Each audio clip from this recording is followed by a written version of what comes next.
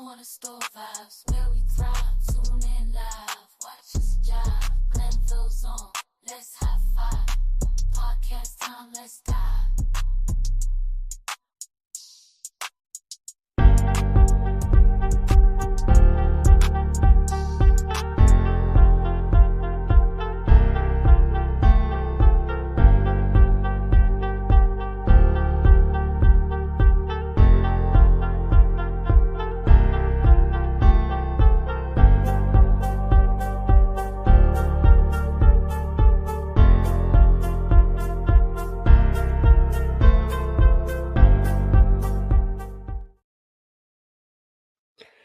Hey, we're back at the corner store. I know we've been gone for a minute, so we had to refresh and recharge and let some of these topics pile up. So I'm Shannon, Hot Dog Howard, one of the hosts. I'm going to bring up my other co-hosts, Roderick Slick King, Micah, the future president, governor, or mayor, and the teacher of the year, Mr. Edmund Richardson himself. What's up, my dudes? What's going on? What up? Welcome back, there, fellas.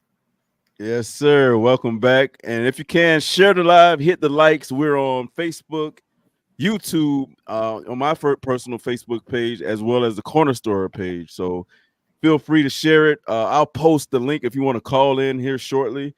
You can go to my page or the Corner Store page, click the link, and we'll bring your audio up, and then we'll let you chime in and access any questions. Or if you want to opine on any topics that we cover, feel free to do so.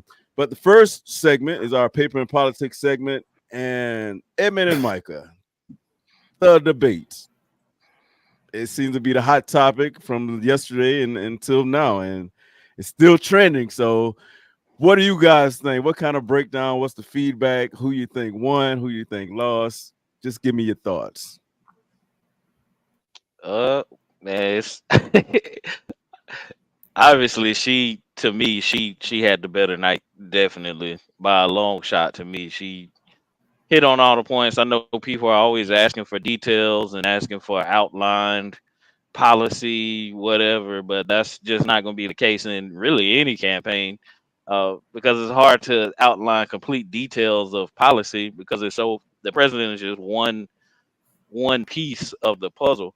But I think she came in, she did what she needed to do from the beginning, going for the handshake. I think that was a funny move, but a good move.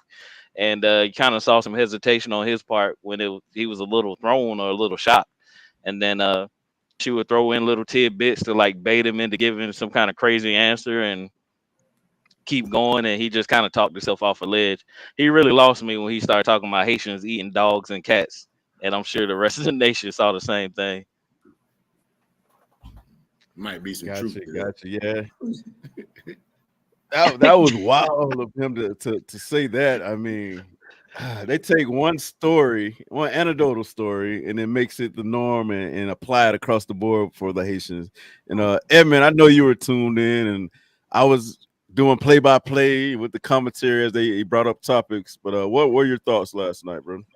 I thought she had three jobs to do coming into this debate, and I think she accomplished all three of them. First was to introduce herself. Contrary to what many people think, she is the vice president. She served in many capacities, but a lot of the country still didn't know her that well. And so I think she did a great job of introducing herself. She was able to weave in her biography as she talked about policy, which is my second point. She was able enough to not sound too wonkish, but to highlight many of her proposals around home ownership, around starting to. Oh, did we lose Edmund? Yeah, looks like we might have lost Edmund. Told y'all about that jank ass cable y'all got, man. Yeah, man, I'm telling you, AT&T. Y'all cut it back. AT&T. And yeah, Big Al done jinx Edmund, unless he got a phone call. But to finish up what he was saying, Micah, I mean, yeah, I agree with him. You got a chance to know him?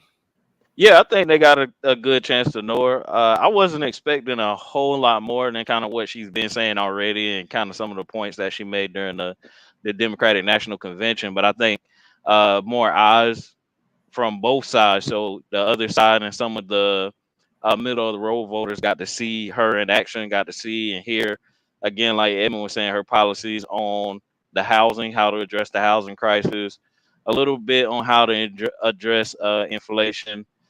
She stayed away from some of the personality politics and really try to stick to policy, even when the moderators kind of brought the whole they kind of asked him the question, but she kind of stayed away from the personality politics and really kind of stuck to her guns and stuck to policy. And I think that was good. Played out in her part. You really could hear her intelligence and hear her passion. And I will say that the same person that was on that stage was the same person that was on the stage at the rally. There was really no difference. You can hear the passion. You can hear, just feel the intelligence and really understand that she has a plan for the country as opposed to him. Hey, I got a quick question for you, Mike. Micah, is the ideal is that Trump and Kamala's voting is pretty maxed out. They're fighting for, let's say, 10% of the votes that kind of can go either way. Which candidate you thought reached above their ceiling to kind of, grab those undecideds? Did you think she did enough, or did Trump kind of put the playbook out and did he grab enough? Who did you think grabbed that 10% really what they're fighting for?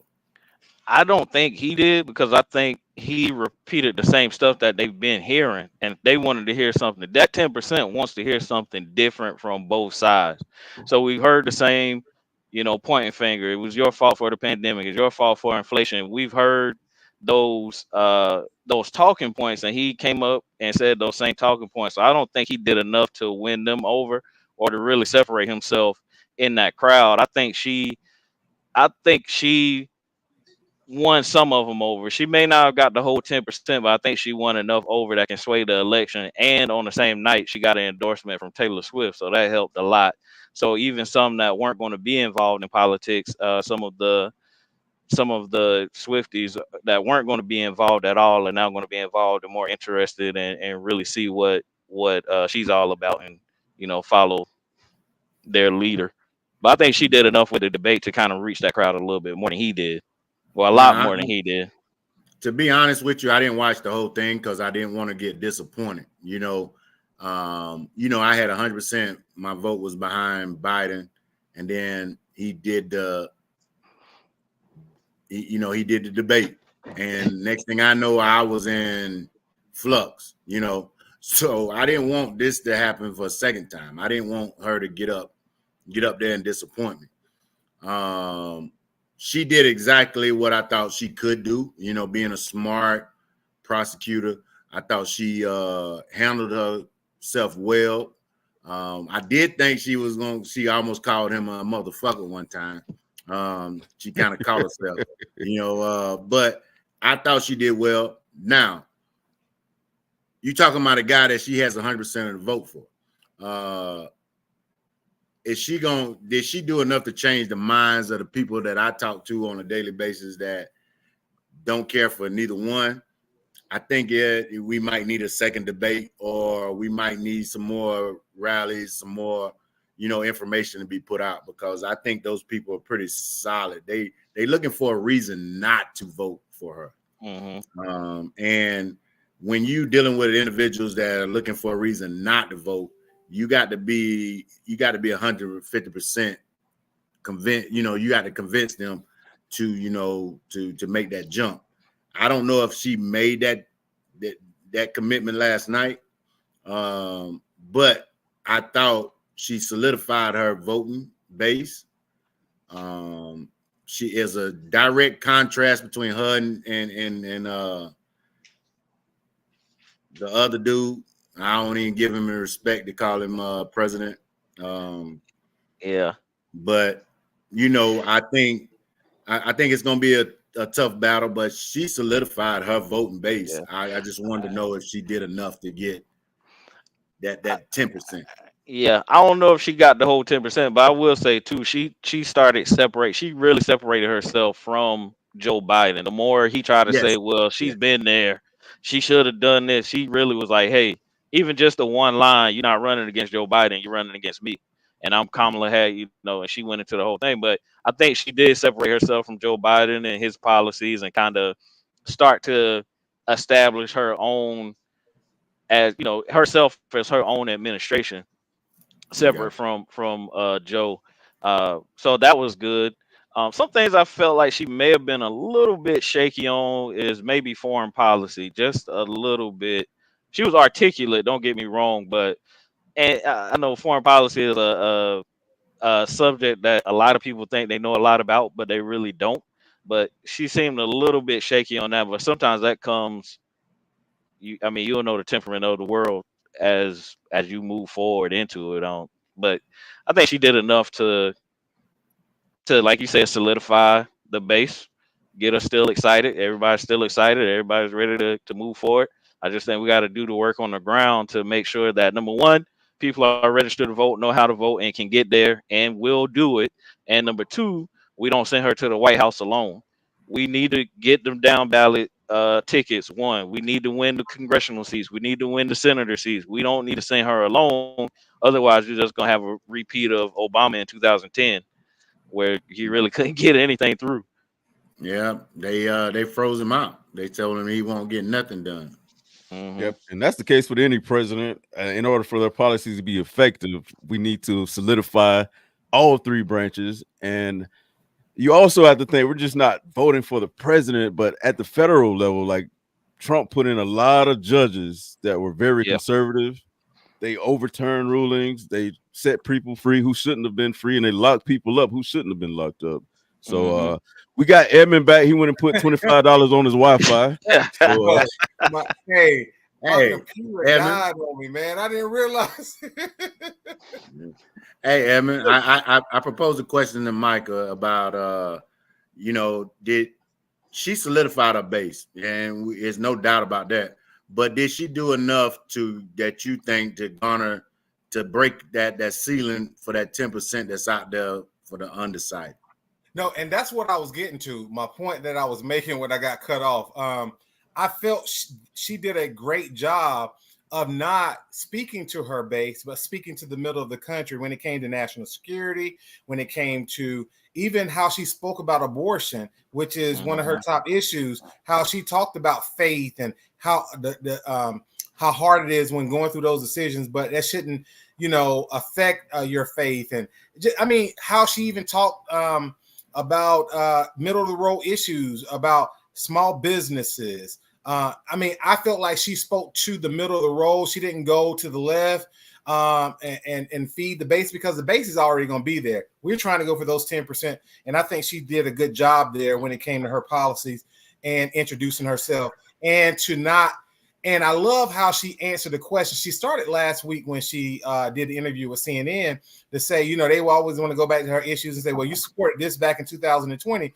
And what she said is, my values haven't changed, but maybe how we go about doing things can change. As a person who worked in local government, you can campaign on one thing, but when you get in there and you govern, it's a different thing. And you learn, you learn how to work with other people. Some of our best accomplishments when I worked in government was working with a Republican to get things done. And you got to compromise more. And so you can be out here throwing a rock and hiding your hands when you don't have the responsibility of governing. She has that responsibility now of governing, and she understands that there's a difference between campaigning and governing, and it showed in her responses at that debate, and even in her demeanor as she campaigns for this office. And I told people, I was telling somebody this today, is that, a lot of people who don't know her, I've been a fan of her since 2006, and what y'all saw on that debate last night, on that debate stage last night, and what y'all saw these last 4 or 5 weeks, I've seen that since 2006. And so I'm not surprised at how well she did, because as a prosecutor, when you go to court, you got to prepare for 15 different scenarios and prepare. She was ready for that, man. She she mopped the floor with that man. I Yeah. felt bad for him. That was senior abuse. Yeah, I think she capitalized too on just how extreme he is, right? Yes. So when you're talking to middle of the road people, they already know they don't want to hear all that extreme stuff. So when you say lines like, "Oh, she hates Israel," it's like, that's not true. Or, the line about the immigrants said people coming from insane asylums and prisons, and he even said a line that she wants to perform transgender surgery on Yes. prisoners. Like, where did that come from? He want to scare everybody. And another point that I thought about in this, Micah, is when, to go back to Roderick's point, how she highlighted her Republican support. I mean, we all know, we old enough to remember, we don't like Dick Cheney. She probably didn't like Dick Cheney, especially when he was vice president, what some of the war criminal stuff he's done. But to play to that middle of the road, she highlighted that endorsement by him and his daughter. And that plays in suburban America. That plays in that middle of the road, who I may vote Republican this election cycle, I may vote Democrat this election cycle. So she played and she knows those are the people she's going for. And when she dropped the John McCain line, I thought that was brilliant, especially when we're talking about the Affordable Care Act, because you're talking about Obamacare, but then you're saying we got support from somebody who ran against Obama, but it was him that stood up on the Senate floor. And so I just think that was a masterful display at that point. Yeah. So hey, I got a quick. I saw some traffic, this past week. Talking about some off the wall stuff. Did she speak to our African American community? I think you you got to be specific. You got to say black. But you can't, because I got into a little discussion with somebody too about this African American stuff. First of all, we already know in politics you got to wink and nod and do what you need to do to win, because you can't do nothing if you don't win, right? And so even when you're talking about small businesses, see, we think black issues are just criminal justice reform. No, black men and women own businesses. They want to know how they can start their own businesses, how they can go get the capital to build generational wealth. They want a good education for their children. They want all these things that she spoke to last night as well. So we don't relegate us to certain issues and say those are black issues, and those black issues are just criminal justice reform. Hey, a lot of black people don't break the law. Absolutely. Exactly. Absolutely. All right. Yeah, So that's you can't one of just the relegate first us. bring up is we want first step. If you dance in that corner, I'm pretty sure that's why you want to be, critical of that. But I don't dance in criminal justice. I don't care if they give you 30 years for a piece of crack. I ain't doing it. Yeah. You know what I'm saying? So that's your business. They giving 30. You done for going out there. Right. And then I even think she spoke to the middle of the country when she talked about guns, right? We need gun control, but at the same time, I'm a gun owner too. People forget she's a cop, right? She owns a gun. And so I'm not here to take away your guns, And so I felt like that was her agenda last night, was to speak to middle America and not to the extremes, because she knew Donald Trump was going to corner the right extreme. Talking about people eating dogs and cats and transgender and abortions after 9 months, and that makes no sense anyway, because once a baby is born, if you kill a baby after it's born, that's murder. That's murder. Exactly. Well, let's go to the phone lines. Looks like we have a couple of people in the box, and we have our regular caller coming in from the Sand Hill, Georgia, his home space, Mr. Sean Lisbon. Yes, sir. Yes, sir. How y'all fellas doing? What up? All right, what's going on? Have to open up your own segment, man. Call it high right, low left. I'm trying to tell you. Yeah, man. One more y'all call. Man, always calling in, man, and chiming in. And we keep up with each other on social media. Sorry about my messages, but I'm trying to catch up on them. But right. Yeah, you good. I'm the same way with me. What did you want to bring to the table tonight, or ask the crew? Well, I asked the group. Well, I just wanted to kind of co-sign on what all they were saying. I think every one of them I agree with everything that everyone was saying on there. But what I did want to speak on is that I think it was you. Actually, it was you and Edmund that really kind of got me in Kamala corner as far as her being able to me believing that she was able to do this and pull this off, and I appreciate y'all for that. But what bothers me about our people now, black people specifically, like Roger say, where I hear a lot of them saying that irks me is that so many of them they want her to be specific towards black people only with everything.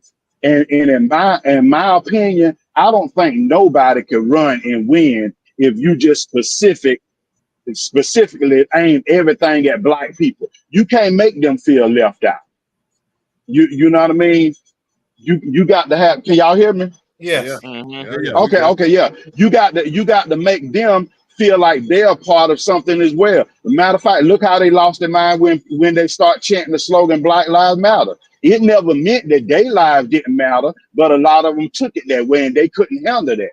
They could never endure and handle the things that we handle on our side of it. You know what I mean? So you got that our black people, we got to realize that things is not going to be aimed specifically just for us. She can do things that can help trickle down to all of us as a whole. That's the way it's gonna be. It's just like you got a lot of them, they'll speak on reparations and things like that. In my opinion, forget about that. I'm not saying that we don't deserve it, but we'll never get that. The only way we'll ever be able to get reparation unless they able to get something too. Yeah. But But you also, specifically just us, that's I not think gonna happen. I think you raise a good point there. And see, when I hear people talk like that, those are people that Yeah, never worked in politics. Those are people that don't know about the political process. I call them politically illiterate because just like you said, right, in order we got to play addition, not subtraction. And when you start relegating yourself to these issues, you got to be smart enough to know how I can form coalitions to get what I want. Okay, so we right, black people are disproportionately. Well, let's take it like this. Most wealth in America is built by owning a home, right? All right, right. Okay. So right. who's going to And life benefit insurance. from a $25,000 down payment more so than anybody? Us, Us, right? So exactly. let's go to healthcare. We know we're disproportionately more likely not to have health insurance for many different reasons, right? When Thank you. Obamacare passed, it didn't say we just gonna get health care to just these black people over here. We knew by passing health care and healthcare reform, we knew it was going to disproportionately help African Americans because we are the Thank you. amount covered. And so that's what I'm saying. We got to be smart about this thing, right? Mhm. And you got to play long ball. And we don't understand Right, that these Johnny come lately to the political process. And you think the president is a dictator. No, there are three branches of government. You have the executive, the legislative, and the judicial branch. And so my thing is, when you're out here talking all this stuff, you need to put that smoke on those legislators too, and go out and support them, exactly.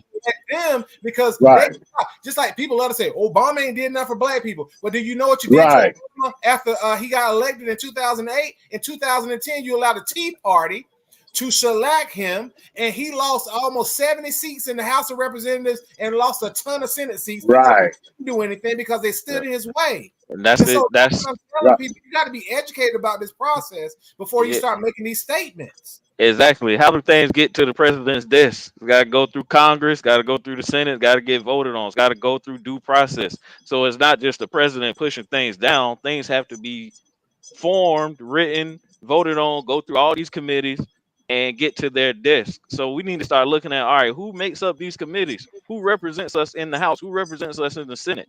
And we got to start sending right. people. So Georgia, we did a good Yeah, thing when we sent John Ossoff and Warnock, because what? We got the right, votes in to cap insulin prices. And we know how many of our aunties and our grandmas had the sugar and couldn't afford insulin. And now they can because it's capped and they working on other things. I just saw a thing now that Joe Biden still working while he pretty much put in his 2 week notice.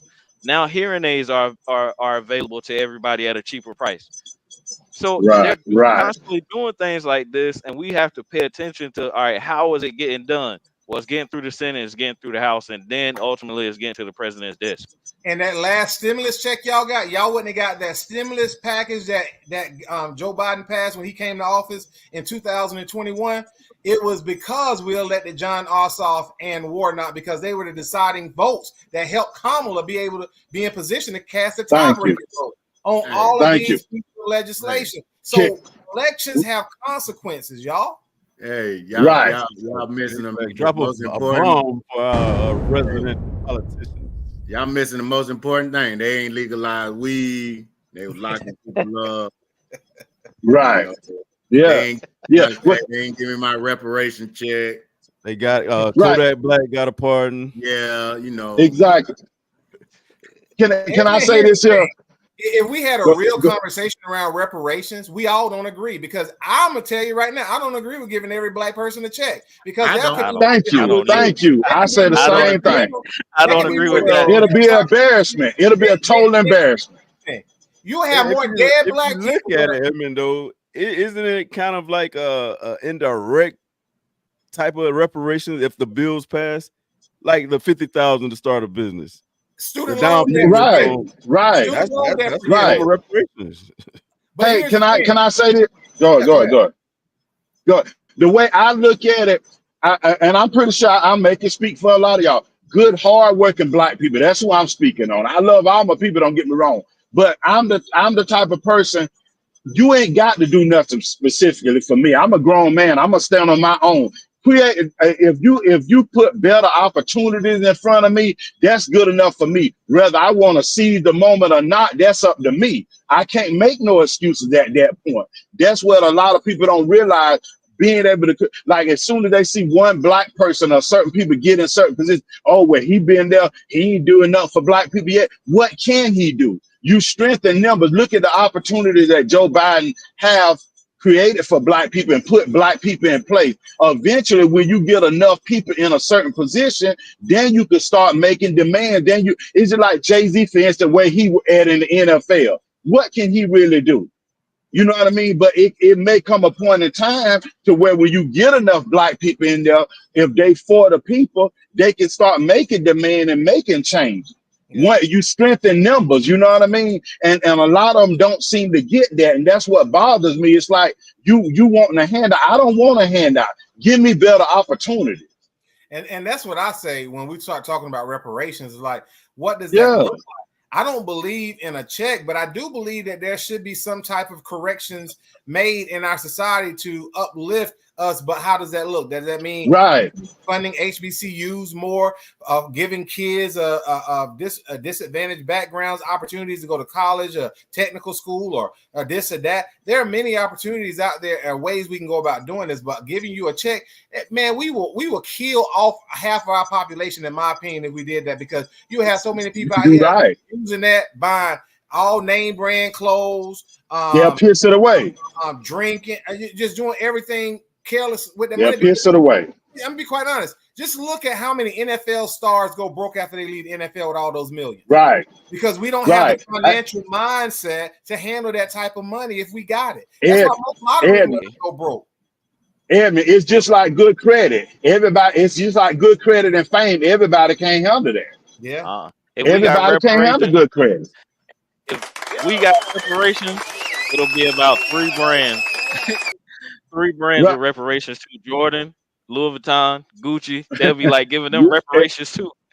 Exactly. You know what I mean? You will have a lot of people that'll take that thing and do the right thing. But like I say, it's like credit and fame. You can give 10 people good credit tonight and give another 10 a good credit. And I guarantee you by next Monday, 10 of those 20 will have bad credit.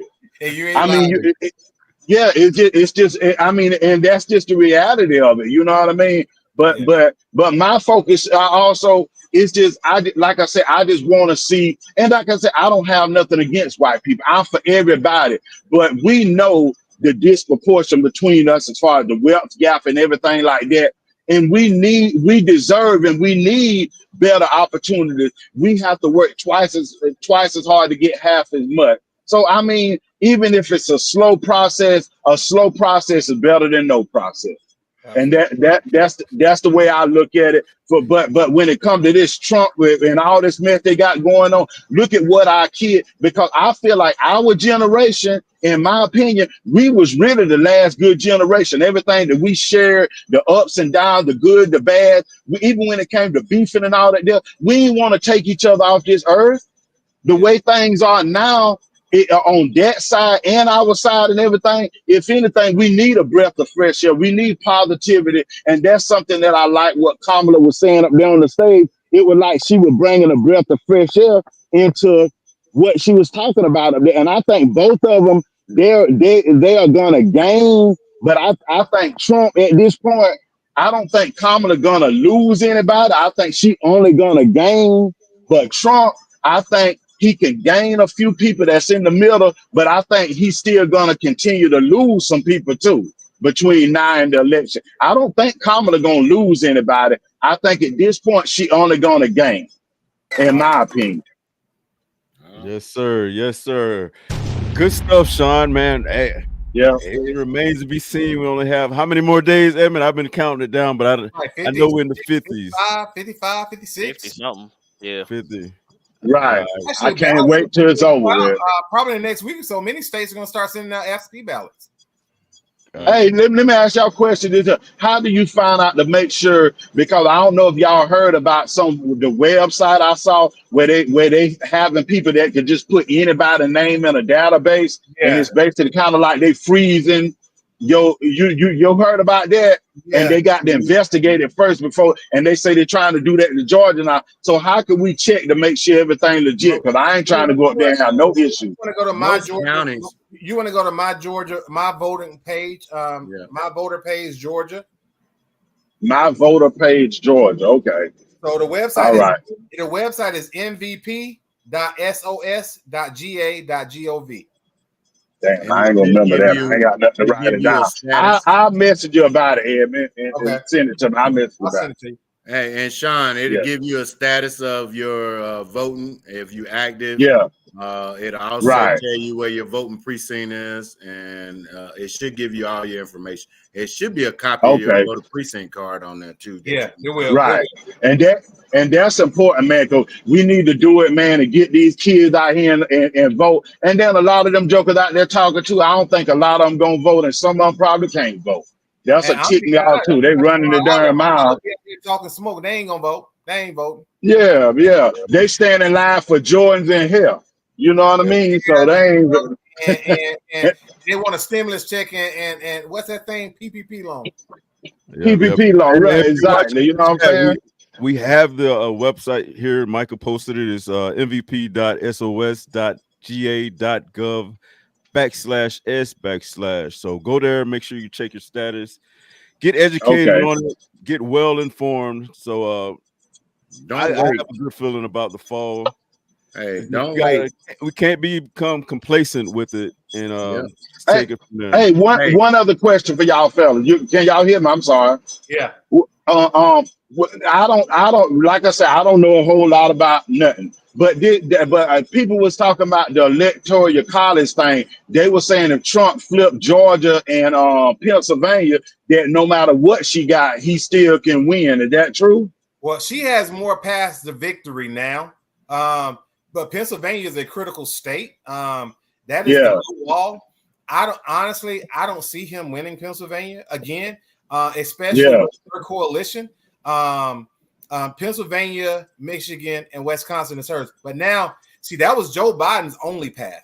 But with her, she's opened up the Sun Belt where I think she's going to win North Carolina, and I think she's going to win Georgia again. And I'll go out and I think Florida going to be close too. Absolutely. And I think Florida is in play, and it's going to be the sneaky one. You know, we have a surprise every election cycle. And I think Florida is going to be the surprise. Right. I really do. Right. Okay. Big facts. Make it happen, man. Like I say, for calling in. Okay, I'll hold it down. Yes, sir, man. I'll definitely be in contact with you. And man, you always welcome back here at the Cornerstone, man. Bring some knowledge next time, though. Yes, sir. Yes, sir. Y'all fella hold it down. Good night, y'all. All right, later. All right, man. So that pretty much concludes the paper and politics segment of it. You guys put out great information as always. And we're gonna move to our next segment. Man, our homeboy Shannon Michael Sharpe. cousin. Hey, hold on. Ain't you kids Roger for King's cousin. And before we do that, I want to give a few shout outs of those who are watching. We have Micaiah Lachey Mitchell. Is that your sister, Michael? Yeah, that's her. So is Mikhail. But yeah, And that's her. Okay. Miss Mitchell, salute. Emily Murphy, Lily Hall, and I think Felicia Johnson was on there. And we also have somebody in the box that we're going to bring up. He's a small town guy. He's from Georgia as well. And Roger, you met him when we went to Vegas. But we have Mr. Raphael Lewis, Mr. Champ, coming to the scene. Mr. Might as well himself. He actually went to Savannah State with me. Turn your microphone on, man. Yo, what's up, fellas? What's up, man? What's going on? How y'all doing? I've been to warn you not to come on here with them James Evans t-shirts, man. Yeah, man. It's a nighttime. It's the right time, man. It was good hearing a good educational conversation from y'all fellas, man. All y'all from Glennville, man. Everybody from Glennville. Yeah. It's different eras. Good. Yeah, it's all good, man. Y'all Glennville, y'all need to do something, man. Y'all got Shannon Sharpe out here with sex tapes. With y'all got Shannon Sharpe. Y'all got Shannon Sharpe. What y'all boys? Man, y'all got Shannon Sharpe out here. Big awesome sex tapes, man. What's going on? Hey, man, that's a great do, bro. That's what we do, man. Sometimes we get caught. Yeah, you segued us into that segment there, champ. Shannon Sharpe sound like that bear off that commercial only you can prevent forest fire. Hey, then he went to say Michelle. I'm like, oh yeah, that's gonna be a song. Cool. Plies gonna ride that. He better be glad. He better be glad they didn't film him. It's one thing to have your voice, but it's one thing, man. Yeah, I think gonna be all right. I think gonna be all right. I mean, Oh yeah, he live right now explaining himself. He doing nightcap right now. Oh, is it? Oh, I gotta catch the replay. So, with that being said, has anything like that ever happened to you all, or came close to happen to you? I got my church. Or if you're in the chat, have you ever gone live accidentally and almost got caught doing something like that? Nah, but I know haven't. But I've been in situations where it possibly could have, because I sometimes sleep with the phone in the bed. So as long as I don't get hacked, we good. Though. Y'all rooks, man. Y'all can't get caught like that, dog. Educate us. Nah, he rooks, man. So that's all. Role play. If you were your cousin, Shannon Sharpe, and that happened, what would your statement read? What would you say to the public? I mean, before you go on first take tomorrow? Nothing. I mean, to be honest with you, he ain't married. So I laugh it off. And it's like, yeah, bro. I was trying to burn some calories. No? Doing what everybody else do. Hey, it's different. Hey, it's different if you were married, but yeah, you married. You know what I'm saying? I will say, guys, remember a few months ago when he got out the car, he had on the green sweats and the orange man purse. And everybody was attacking them, calling them sassy and gay and Shay gay and all that kind of stuff. So, you know what I'm saying? It is kind of like a validation that he ain't gay. I mean, for those of us that went to Savannah State, we've been heard the story how he was smashed back in the day. But, for the rest of the world, they kept questioning him and all that kind of stuff. So, I guess he put all that to bed, man. You know what I'm saying? Yeah, that's about what it sounded like, a Hulk smash. Well, some lady, I think, Shannon, you posted it. Some lady already tracked down the Michelle they think it is. Man, yeah, but I don't know how true it is. So right. They went in his timeline and found the Michelle. Hey, somebody posted on the Instagram some pictures of them girl. Yeah, so put down in the chat, what is your precautionary measures before you get to action like that? Do you lock your phone? I got to make sure my phone is out of bed going forward now, because That's But crazy for that to happen. you gotta lock your phone screen. You gotta make sure the voice activation thing ain't set because you might say something and then next thing you know, Siri. You know what? I think that might have what it was. You know, because I was like, how would it just come on like that? So you just never know what type of voice activation you may have on your phone. Because I was like, you know, hey, leave it in the car. Yeah, I mean, I've done a butt dial before, and I've had people butt dial me before, and I heard some conversations, some things that I'm like, oh, okay, you know what I'm saying? So I've done butt dial, but to go live on IG, like that's a whole different audience, whole different level, you know what I'm saying? Especially with as many followers as he has. Like, did y'all read the comments on the yeah, man. As he was doing it, they was getting it in. Landing. Yes, sir. Go get that pink horse, that strong back endorsement, boy. He got an endorsement deal from a company called Sparks, which is a sexual enhancement drug. So this can only bring more value to that deal. But you remember he told Ocho. You remember he told Ocho he spread it wide. Yep. He told Ocho he spread it wide. Yeah.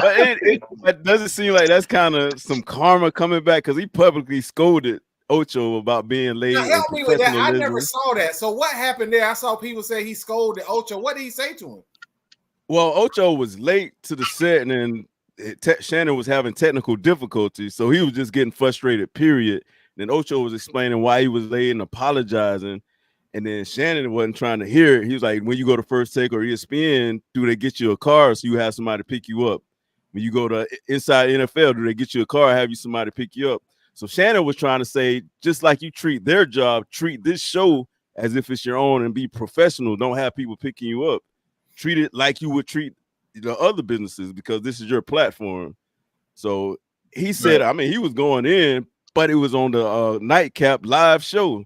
And then people in the comments say he should have saved that for private. And then Ocho, he kind of played it off. But then now this happened.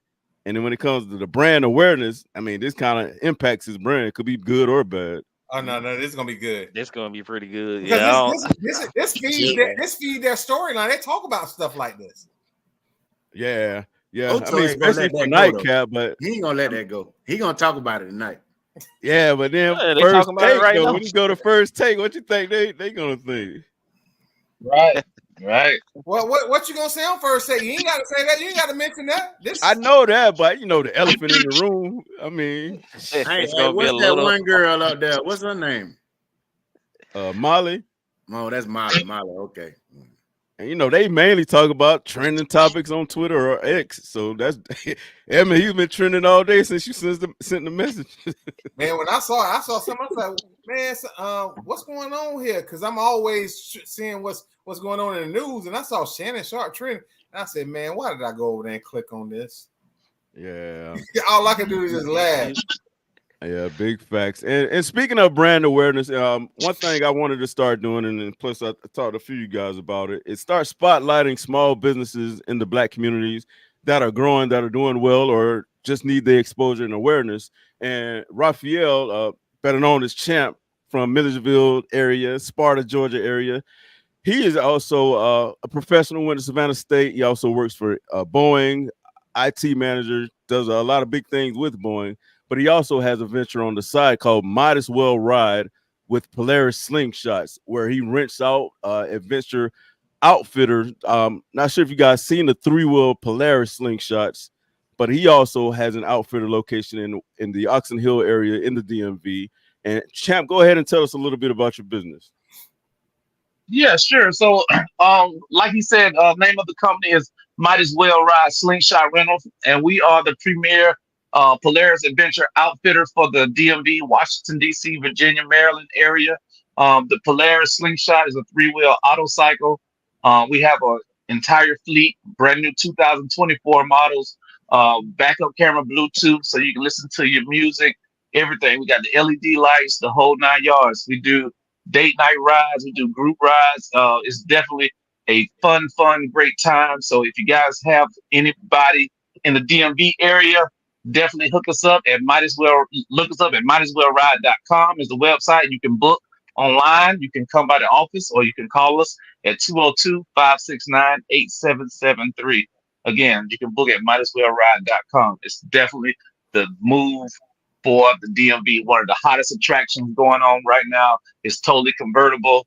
It's the fall time, so the sun is going down. It's not as hot. You know what I'm saying? It's great for date night, family reunions, or any just type of pull-up, any type of brunches, or even with businesses. We do a lot of team building. It's great. It's better. So if you want to reward someone on your team, it's better than a cheap Amazon card. You know what I'm saying? You reserve them a slingshot. So just a quick 2-minute spiel about Might As Well Ride slingshot rentals. You can follow us on IG. We on YouTube, TikTok, Facebook, the whole 9 yards. Follow us at mightасwellride.com. That's it. All right, there you have it. Mr. Might As Well himself, Raphael Lewis, champ, better known to most of us. But check him out. I actually went up there earlier this year and checked it out, man. It's a great experience. Way better than riding those tour buses to see the monuments in Washington. Like if you take the slingshot, go around, man, it's a great experience for you and your date or you and your kids if you want to check it out. So Might As Well Ride. Champ, one last question for you, Brad. You from Sparta, Georgia, Milledgeville area. Did they have a corner store in that area, bro? Oh yeah, our corner store. We only had 2 traffic lights in our whole city, entire city. Same 2 here. traffic lights. So we're a very small town. You know what I'm saying? We had a small town. We had a corner store called Corner Pantry or Golden Pantry. Some of the best chicken and biscuits this side of the Mississippi River. Late night after the game, after the club, you go to the gas station and get you some chicken and some tater logs. We call it tater logs where I'm from. Same, man. Same small town talk, bro. Small town talk. Let me ask you this. Now, when you went in the corner store, did you leave the car running outside? Well, depending on back in the day, back in the 80s, 80s, 70s, 80s, 90s, you did, but I don't know about now. It's a whole new world out here now. But no, back in those days, especially in small town, everybody knew everybody. So everybody knew who car or who truck it was. So really didn't have that as an issue, any type of car theft or anything like that, because everybody knew everybody. Everybody was, went to the same churches, or their grandmas and aunties went to school together. My high school senior class, I think we had a total of 79 graduating seniors. So it was a small town. Same One high school, one middle, one elementary. Do you know a guy by the name of Jamie Wilson? He passed not too long ago, a few years back. Jamie You Wilson. say Jamie? Jamie Wilson. Jamie Wilson? I went to college with him. He's from Sparta. What year? What year was that? He passed in, what was that, 2022? Yeah, 2022. Was he a big guy? A big guy, yes. Yeah, I know Jamie. You know any Colliers there? He was a big guy, right? He was a big guy. Omega. Yeah. I know. Yeah, I know you're talking about. Champ, Yeah. You know any Colliers? Yeah. It depends on how old. A guy named Clint Collier, Denisha Collier. I know some Colliers. Yeah. My uncle's from Sparta. His name Calvin. Calvin Collier. Calvin Collier. Okay. Well, now He's keep in mind, older. guys. I moved away from Sparta in 1997, so I ain't lived there in a long time. You know what I'm saying? I lived in Savannah, like I said, lived in Savannah, Georgia, Charleston, and now I'm in the DMV. So I've been gone a long time, but of course I go home all the time. So I know the old school people. I don't know. Yeah, is that Golden Pantry still there? 'Cause I used to pass through Sparta. I used to pass through Sparta on the way to Athens when I went to school up there. Is that Golden Pantry still there? Yep. It's still there. I don't think the food, they don't have the same old black women back there cooking. Like they used to put the extra butter on the biscuits and all that kind of stuff. So it might not taste the same, but it's still there. It's still there. That's the corner store. Like, you know what I'm saying? If that ever go away, that'll definitely be a staple that's leaving the city, the small city or the small town. That's our corner store, Golden Pantry. Everybody knows Golden Pantry. All right. Yeah, we So, lost our corner store. Yeah, we don't have. and We Glennville, got a hilltop Yeah. now. That's it. Nobody Uh, going out there. You know what I'm saying? Yeah, everybody used to walk to the corner store, drive by their park. right? Now Right. it's a restaurant now. So Yeah, the corner store was like Well, a now, reunion spot where you see people you hadn't seen in years. Just wait for 5 minutes at the corner store. Yes, sir. well, I don't know if you guys ever heard, but back in the day, we used to have a park on Sundays that people used to come from all over the state of Georgia come to the park in Sparta, Georgia. Man, it used to be a big deal every Sunday evening. People came from all over. That's back in the day with lowrider trucks and hammers and vogues, and people had bass. You know what I'm saying?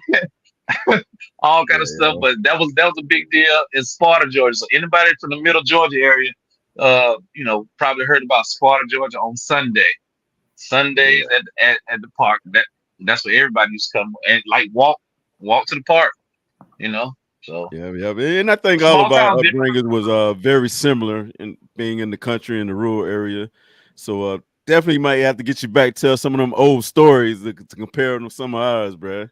I know we talk all the time, but we would love to let the guys hear those stories, man, because you just crazy as us. Roger, do you remember him from Vegas?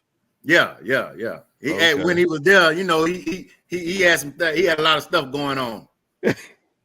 Right. Roger He had that. a lot Said of stuff. Yeah. a time was had. A time was had, Yeah, brother. a time That's was all you had. need to know.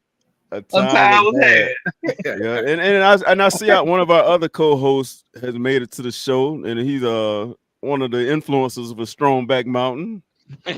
We have Big Al Lewis in the building. What's going on, my brother?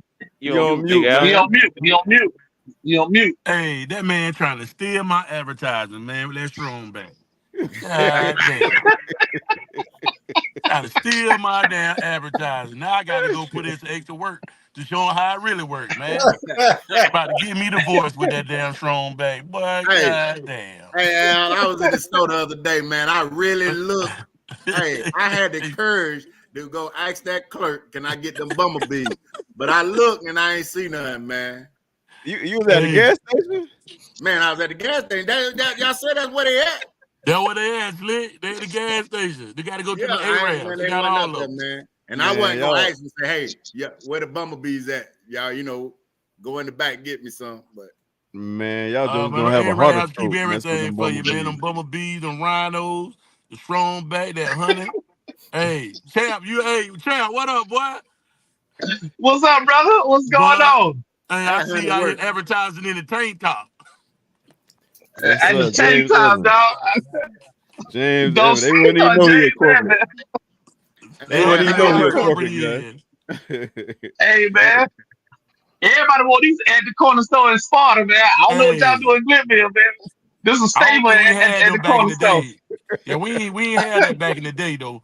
But you go to any store right now, boy, hey, every Arab got them in the store. Tank top, shorts. Got them in the store. Yeah, for sure. Yep. Now, you can hang out with us, but I know you check out and go to bed pretty early. So we're gonna move on to the next topic. But man, thank you for coming up, shouting out your business, showing your face, telling us about Sparta and the corner store. You're always welcome back. So pull up in the slingshot next time. Hey man, them honey packs work. Breaking news. Breaking news. Shannon Sharpe says he's embarrassed after he accidentally joined IG Live during an intimate moment with a woman. Said his page was not hacked, despite the message posted by his team. I don't think that, man. And this was not staged. This man just trying to get that. I wasn't hacked. It wasn't a prank. It was me being a healthy, active male.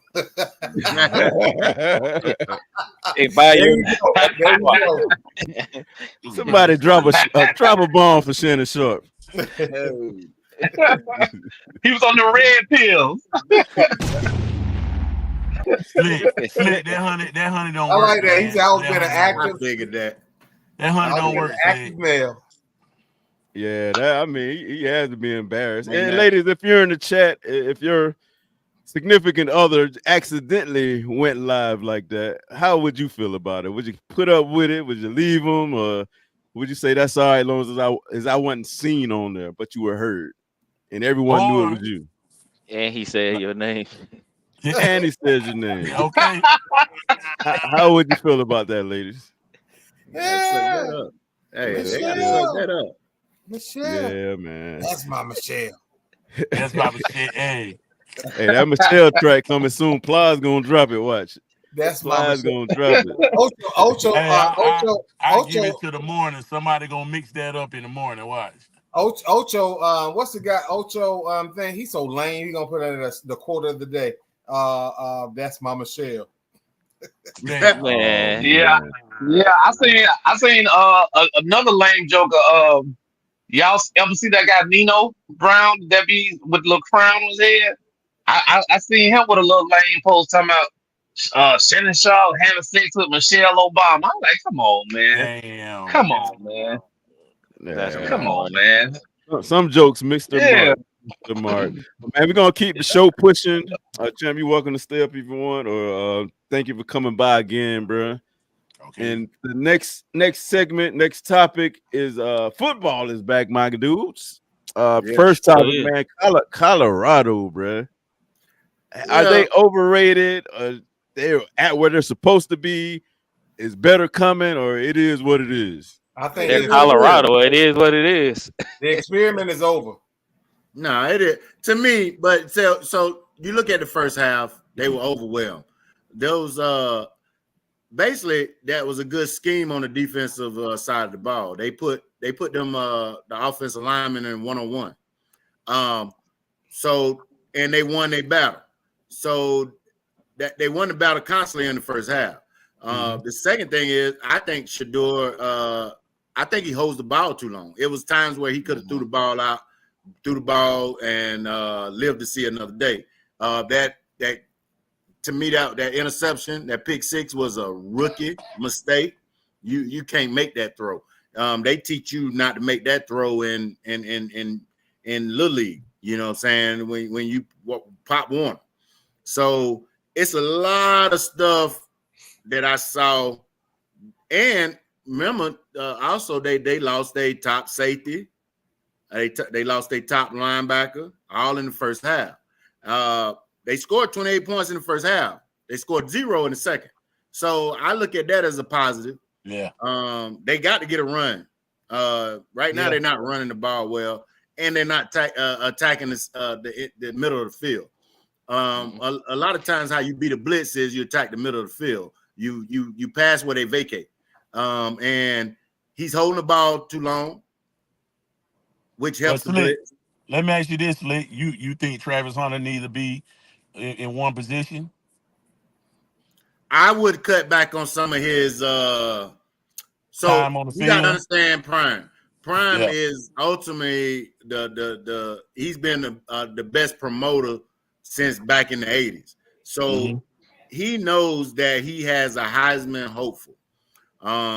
He knows that the only way that this guy is in the Heisman talk is that he's producing on both sides and he's doing it at a high level.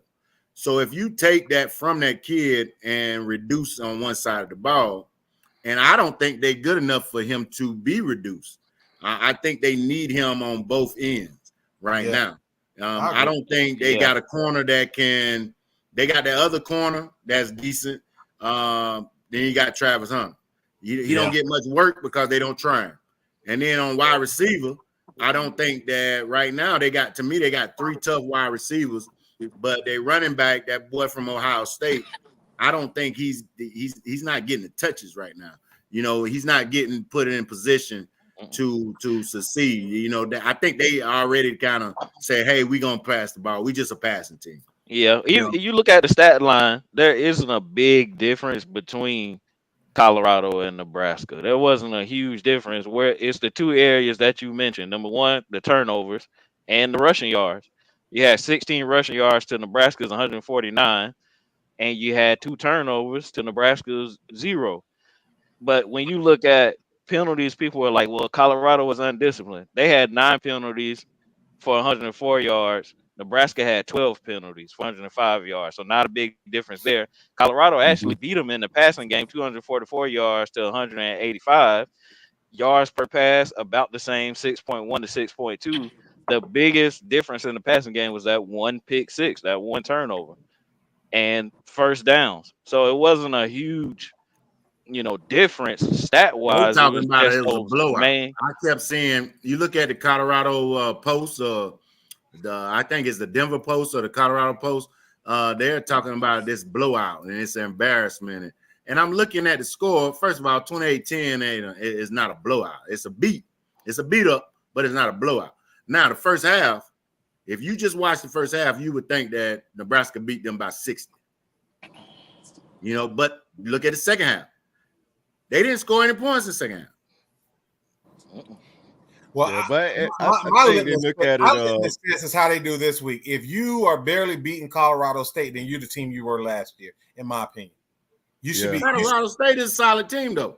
It is, but given where you're trying to go, you cannot be playing around with a team like Colorado State. So if you playing a team like North Dakota State and they that close to you, I just feel you're not ready for the big time. Well, North Dakota State should be Division I. Everybody know that. They're good. They're good. Yeah, they need to be Division They've been riding that wave. They should have been made that team. jump to Division I. They should have been in the Big Ten or NFL somewhere like that. right now.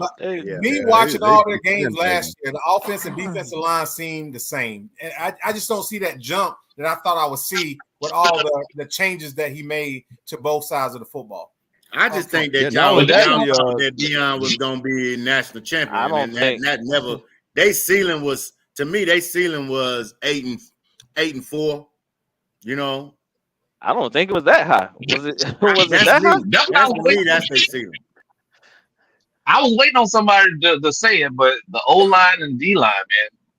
Anybody that knows football, it starts in the trenches, and even that before he can go up against Alabama, Georgia, Ohio State, all that stuff, you gotta have those big guys up front and running the ball. Running the ball is time management in football.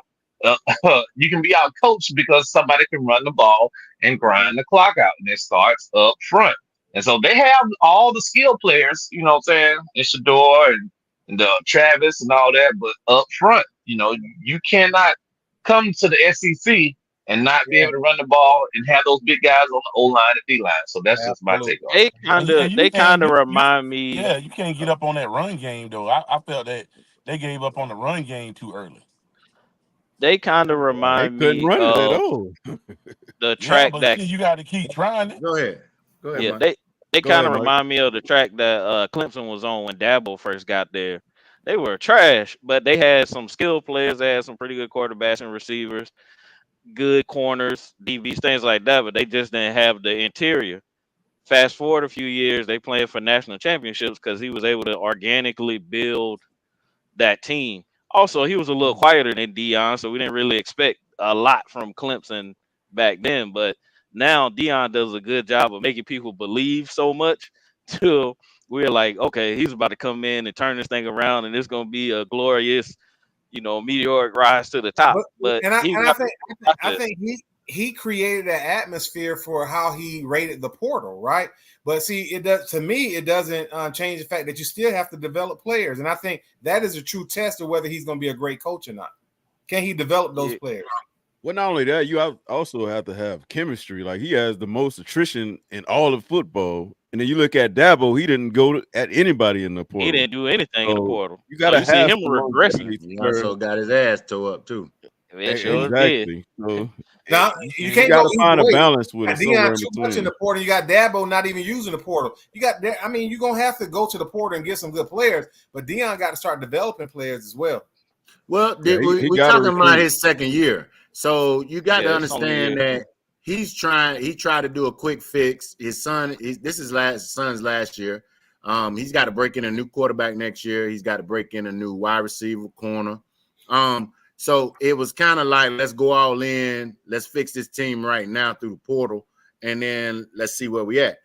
To me, I still think they're a solid team from what I've seen. Now, there never been to me a championship team. We thought that maybe them moving to the Big 12 was gonna be, it's a pretty easy ride, but no, it's not. They can't beat Utah. They can't beat some of the top echelon teams out there. If you ain't beating Nebraska, you're not beating Utah. Yeah. No. Utah might beat them by 40-50. But Nebraska, they weren't gonna beat Nebraska. Nebraska's a solid team. They shouldn't have. Actually, last year, Nebraska should have beaten them last year. Well, also, guys, you got to think about college football. The football team on any college campus, I don't care if it's a basketball school, the football team brings in the most revenue for most colleges across the country. And so the revenue that Deion was able to bring to Colorado has been through the roof. So he has done the job that the administration that Colorado wanted and needed, desperately needed. They got new. Have you guys seen the locker room and all the stuff that he's revamped? They got a new jumbo screen. Yeah, oh man. I mean, from an economic standpoint, he's exceeded expectation. Yeah. But how long does that last before you got to start winning? I believe he can stay there as long as he wants to, because they ain't gonna be able to get no another coach that's gonna come in there. Who else is going to Colorado? Right. Yeah, but them folks in Colorado want some W's though. Now when you hit an echelon of making that much money, that's going to be the expected every year. You keep losing, and people not going to keep tuning into your games like that. I don't know. People still cheer for the Cowboys, and they lose. Yeah, real fans are going to do that. I remember when Georgia was garbage. Watch that now. Don't do that. You know what I'm saying? But these aren't the people that go to Colorado games now. They aren't Colorado fans. They're Deion fans. Yeah, but hey, remember, Colorado was a solid program way before. They were national champions. They were a powerhouse. Yeah, and they wasn't selling out games, but they wasn't like it was empty stands when they went 1 and whatever it was. So Colorado always had a solid. That's a college solid fan base. That's a college town. Hey, I have a question for the group. What do you think would be the difference right now if Florida State would have took a risk like this on Deion? Oh man, they should have. I think he would have got. They probably should have. He would have got to where he's trying to go a lot faster. I'll say that. Absolutely. Yeah, you would have been able to build the trenches. You would have had the guys in the trenches. He would have been able to recruit all those skilled players. Florida State would be a powerhouse right now. Yeah. Florida State is a team with all the pieces, but they don't.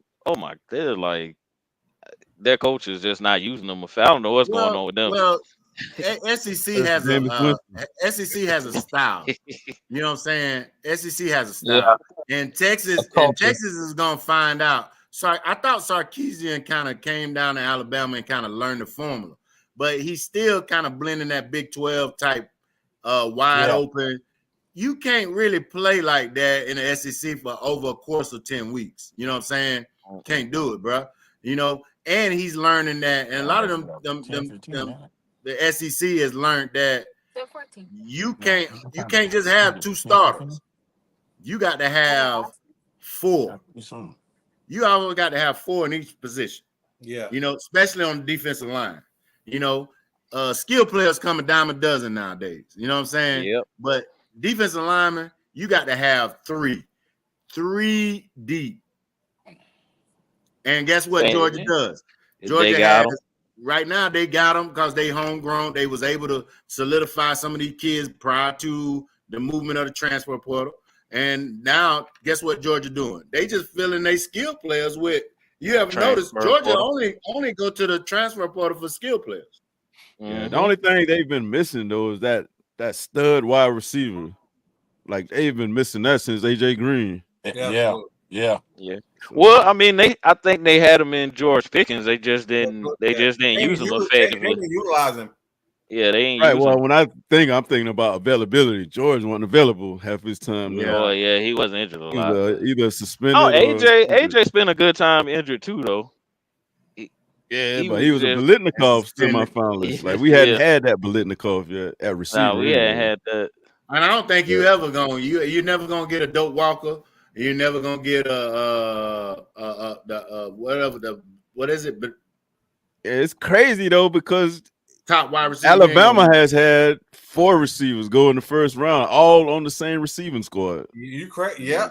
But a lot of them were transfers. You look at Jamison Williams. He came from Ohio State. I So mean, you had Waddle. You had what's the other kid from Canada that went there? You had at one point you had Waddle, Ruggs, Judy, and Smith. All first rounders. And then LSU been having. Hey, and they also looked at who their offensive coordinators were, though. Yeah. They changed their mindset. That makes a big thing. We got the Joker we fired. Yeah. LSU have a great track record with developing receivers as well. Yeah. Everybody. But you got to remember, Georgia is a running back. Georgia is a running back producing school. They're gonna run the ball. Look at all the running backs that come out of Georgia. They gonna run the ball, man. Chubbs and you go down the line, the running back, man, running back. They gonna run. They develop a tight end. Oh yeah. The only thing is the game is changed. Hurt this week? Frazier, the freshman. What about him? I think didn't he get hurt this week? I haven't seen anything. I'm not on sure. him. Yeah. I think he got hurt in the last game, late in that second half. Yeah, he might have, but he started splitting carries with ETN anyway, so ETN back, and Branson Robinson looked like he's gonna be in pretty good shape, so we should be all right at running back. But I still don't agree with the Bobo, even after a season, and now I still don't agree with the Bobo. Hey, that's Kirby Smart buddy, man. Yeah, and I know people are like, well, the offense produces, but it's not the regular season Bobo that I'm worried about. It's the SEC championship Bobo and playoff Bobo. Slow Bobo. Yeah. No That's more. Coach Thompson. That's that Coach Thompson there out though. Yeah, but we're gonna keep it going, speed it up. I know we got most of our target audiences, ladies. We don't want to bore you with the football talk, but maybe this could pique your interest. Lil Wayne is trending. And a lot of people feel like he was done wrong by not being the headliner since he's from New Orleans. But what do you guys think about it? I mean, I don't care if he was or wasn't. Can't be on the mic. Everybody can't be on the mic, dog. Yeah, man, that man should have headlined his own city. I mean, I don't care either way. Where do we come? Why is that even an issue? The only artist to ever headline their own city was Dr. Dre. Right. When it came to Atlanta, no Atlanta artist headlined the show. I'm not the only one. Nobody in Atlanta headlined the show. Usher headlined in Vegas. But my thing is, and I think the reason why Lil Wayne wasn't chosen, there was a guy, he posted something on Twitter. He's the Grammys art director. His name is Sean Harrison. And he said that Wayne has a bad report when it comes to showing up to practice. He said, I've worked with Lil Wayne before for Grammy performances and personal feelings that would be the biggest mistake ever, putting him as the headliner for the biggest performance of the year, the Super Bowl. He showed up to zero rehearsals. We didn't even think he would make the performance. Then last minute, he was in the building and ran on stage for the performance and ran back off in oblivion. He said, I don't think he should. He has the track record or the professionalism to perform on that stage. So let me ask you this: should they bring anybody from New Orleans, like Cash Money? Who else is from there? Master P. I'm pretty sure when he plays "Not Like Us," y'all come up here and join the crew. Yeah, but tell me who and what song they gonna play. So the Hot Boy with Juvenile and all them, that's pretty. Well, in the middle, I know they already run. Hey, suburban. Hey, in the middle of a political year, you gonna have him drop it like a hot. Back that ass up. Back that ass up. Come on, man. Be over by then, but still, the NFL hired Jay-Z to protect their brand, and I'm pretty sure they went through Lil Wayne's catalog and all of them and said, "We don't want all them drug dealing songs on our stage."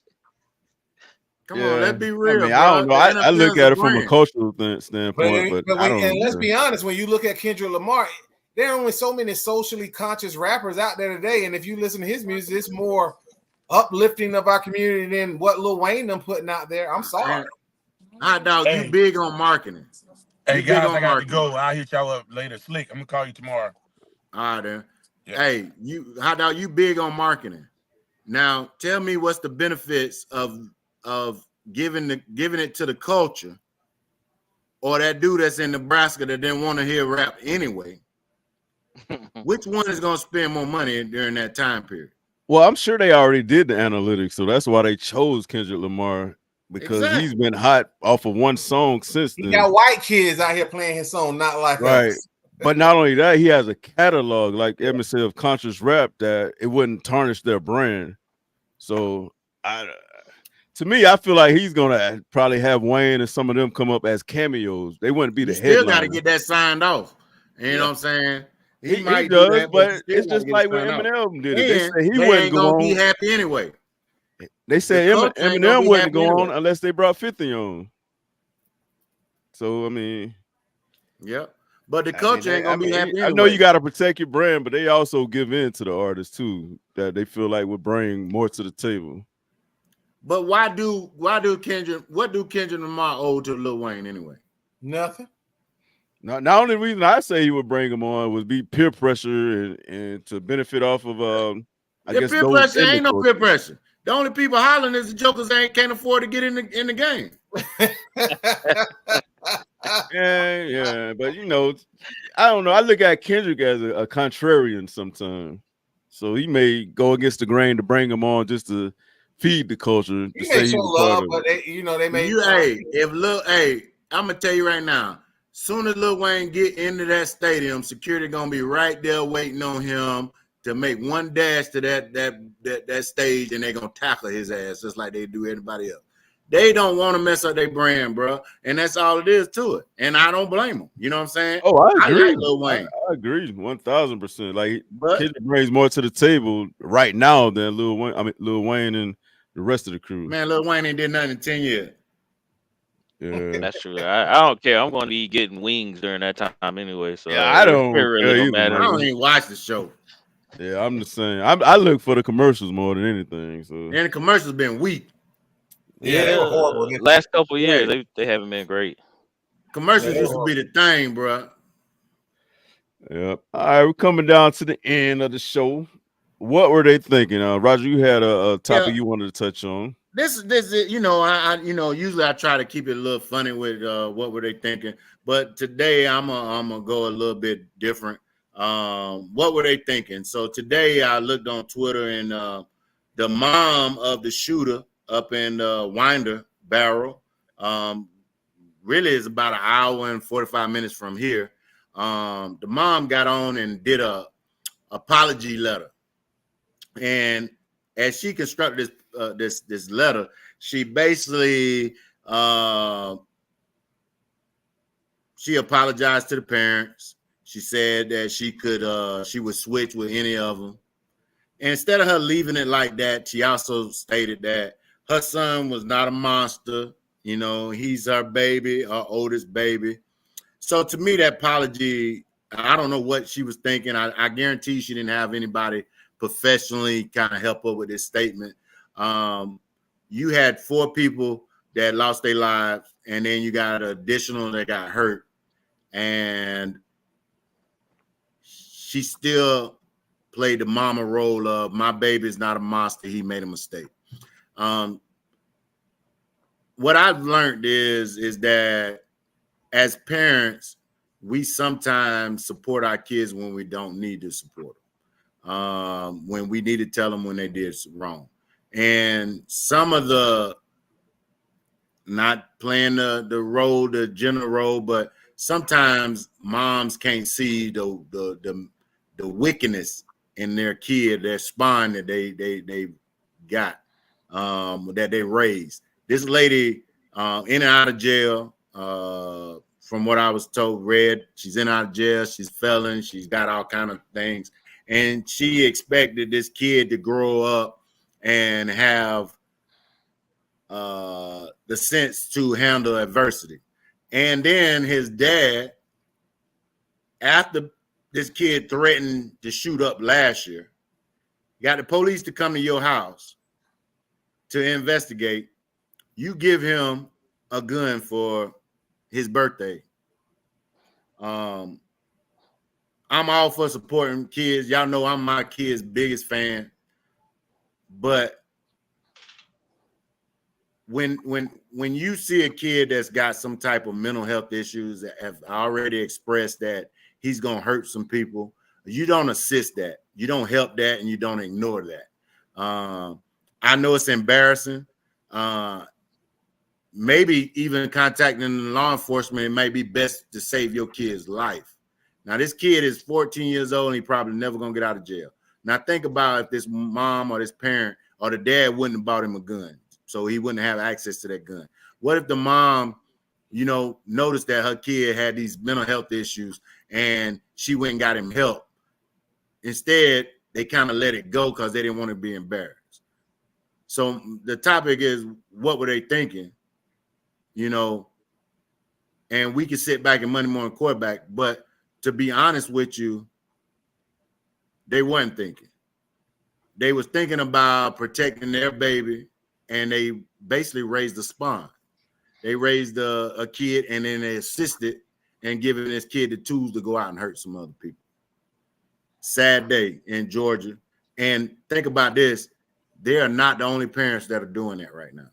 Some of our parents, some parents that I know, kids are terrible, terrorizing teachers, and they go out there and they get on to the teachers. They're terrorizing neighbors, and we arguing with the neighbors. When I was younger, I remember Miss Emily them, if we cut up across the road, she would speak out. Now you can't do that. You can't do that. Parents are too fast to take up for their kids. And some of these kids are watching their parents do drugs, getting beat up, fighting with their husband, fighting with their, with their family members, not paying their bills, scamming. And they expect these kids to grow up normal. So, I mean, that's my 2 cents. But if they would have just thought a little bit, they could have prevented 4 deaths and a lot of injuries out there in Wanda Barrow. Do you think it's negligence or more of their privilege, as if nothing's going to happen to them? And from what I've been told, they were on the lower income, might be lower class, had some bouts with the law type stuff. But to me, it was negligence. You know what I'm saying? You knew your kid got the father knew the kid got investigated a year prior for threats to the school, shooting up the school. Yep. And then he turned around and bought his kid a gun. Not just local law enforcement. They released the FBI. video yesterday. A day before yesterday, of the police at his house questioning him about his son and thing. But man, these folks been grooming these kids for years. That's the reason why I take serious when these folks posting on Christmas cards with the whole family. That's what I was getting ready to say. All this stuff, man. You are creating this culture. And, and when we look at these school shootings, it's these kids that come from these homes that are shooting up these schools. They have access to these guns. And so, for some reason, these folks have in their mindset that, the government's coming for them. So they're preparing for a war, and they're indoctrinating their kids with this ideology, and we're paying for it. Yeah, it's crazy. I'm sure you have protocols that you have to get prepared for, like an active shooter drill or stuff. Had one last week.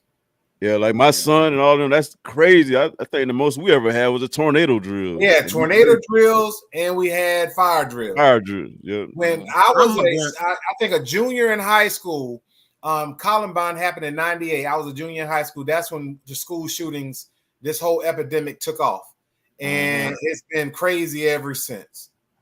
I can tell you this. I'm a gun owner. I've been a gun owner since 2015.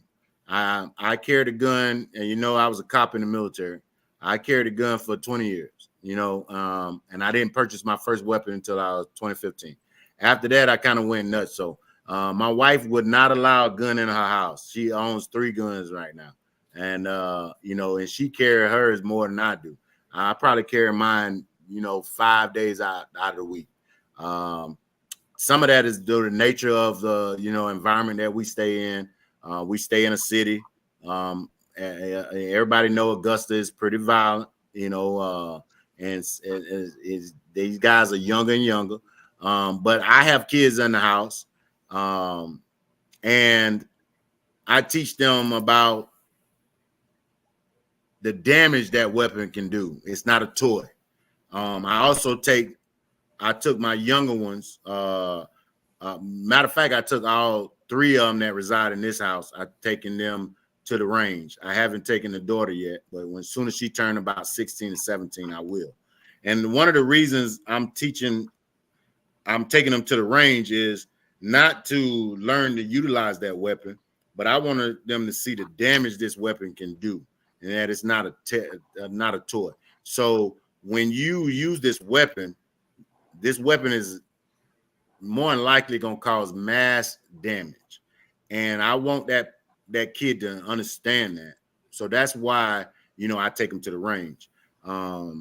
But to give a kid a gun and to walk away without being supervised, I just think that's irresponsible as a parent. So if you one of them guys, and I know it's a tradition in Glennville that to get your son a 20 gauge at 15 for hunting, to me you're irresponsible, because that kid, especially with our mental health issues that we're having with these younger kids, they're not built like we are. They don't take adversity well. I remember standing on, in the pit at high school, and you had to have the gift of gab. You had to talk trash just like everybody else because they'll pick at you. These kids can't handle that now. They will bring that gun to school and shoot up that person. They have no sense of no respect of life. Yeah, they don't No understand that it's the consequences behind their action, because we've always bailed them out. Right now, our kid fall off the bike. We go and talk. We go help them out. We pick them up. Our kid don't get to play in Pop Warner. Guess what we do? We go talk to the coach, or we find him a whole nother team. There's no accountability. Them kids don't understand accountability, and they don't understand accountability until it's too late. This 14-year-old right now, if you ask him if he do it again, he'll probably say, no, I'm sorry. I wouldn't know what I'm thinking, but it's too late. You know what I'm saying? It's too late. So I don't know how we get past this, but like I said, it's no book on raising kids. You know what I'm saying? You can use that same philosophy to raise one kid, and then that other kid go left. I have 6 kids. All 6 of them took different routes. You know what I'm saying? All 6 of them took different routes, and I treated all of them the same. So going, not to get off a tangent, but you have to be responsible for the tools that you give your kids. If you go out there and you got the money to buy their kid a Mustang, and he goes out there and he kill up all his friends in a crash, I'm holding the parent responsible, because to be honest with you, shouldn't have gave him that tool. What you thought he was going to do? You thought he was going to ride around 55 miles an hour with a Mustang? No, he's not. You know what I'm saying? So that's the same thing with you passing him a gun. What you thought he was going to do? Just go hunting with you?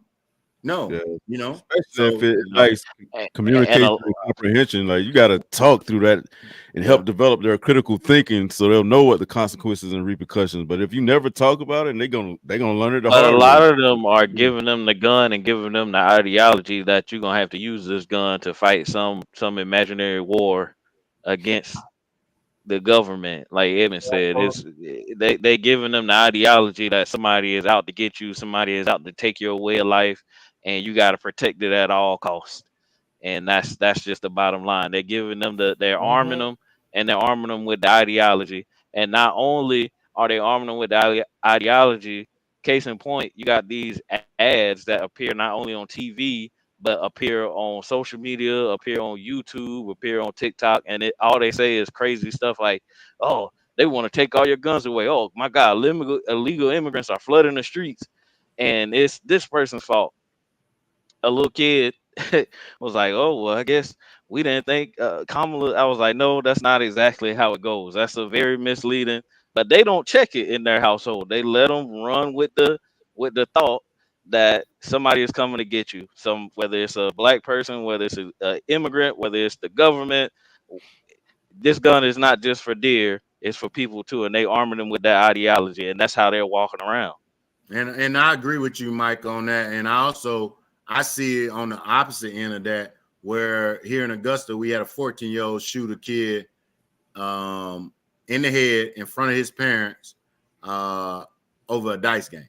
You know what I'm saying? So that I about is the same message going at different people. You get what I'm saying? So on our end, you know, the people that look like me, they're teaching their kids to use that weapon to the people that look like them. Hey, if this person do this, you need to do this. You know, and you know, I think it's this. You know, the wording is different, but the message is the same.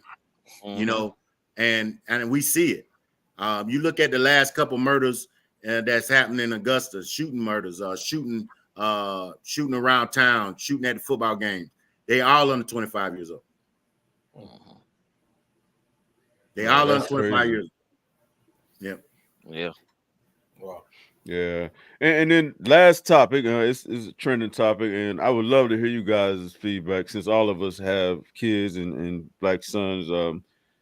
Tariq got pulled over by the police. Tariq Hill, Miami Dolphins wide receiver, got pulled over right before the game on Sunday. Did you guys see the body cam? I did. Yes. Yep. I saw what Stephen A. said, and then Shannon Sharpe said. For those who don't know what we're talking about Tariq Hill, who plays for the Miami Dolphins, got pulled over for a traffic infraction on Sunday by the police. The police had a few words with him, went up to his window, knocked on his window. Tariq wasn't happy with them knocking on the window, and they aggressively took him out the car for a traffic citation. I saw the body cam. I saw what Stephen A. said and heard what Shannon had to say. What did I they hate say? the thought of victim I blaming didn't. Yeah, I didn't hear what to where Stephen A. he, I didn't hear what either one of you them know, said. he always adds a caveat. The police was wrong for doing it, handling it that way. But he's saying Tariq should have handled himself a lot better than what he did. And I guess the tone of it and the temperament of it should have been better on Tariq's half of it. It's kind of like victim blaming. Like, you shouldn't say anything to the police. Shannon calls the police God, which I don't agree with that either, because we all have rights that they shouldn't breach the way they breached them. But what is your thought on it? What do you teach your kids or black young men when it comes to interaction or engagement with the police if they get pulled over by Well, cop or whatever? I would I'm gonna say, go last on this. I teach my kids the same thing I do. You know, I live to fight another day. You know, I'm not. Hey, I remember some years ago, I was on my way from Atlanta. We were going to Miami, and I was on 16, and the police stopped us. And I asked why we got pulled over. And he didn't tell me why, but he said, we have a high volume of traffic and drugs through here. Do you mind us searching your car? I said, go ahead and search the car, get out the way. And when I got in, I knew what time it was. He saw 3 black boys in a car, and we had on do-rags, and we fit this typical profile. And so I could have sat there and argued with them, but I'm on 16. Man, please, you pick and choose your battles. And that was one. Hey, do what you need to do so I can get back in this car and go to where I need to go. And so, I mean, I understand what Tariq was feeling, but I pick and choose my battles. And I tell my kids the same thing. When police come, put your hands on the steering wheel, roll down all your windows, make sure they can see you so you're not threatening them, so you can live to fight another day. Yeah, I I agree with kind of, yeah, I kind of agree with Evan. You know, you can. I don't agree with Shannon calling the police God, and They ain't got it. part of that is because of my upbringing. Because anytime I got a ticket, I knew I knew a God that they would change their minds for. But Hey, yeah, I, yeah, quiet. but Tell all the family secrets, man. yeah, I'll just say I never paid a ticket. But anyway,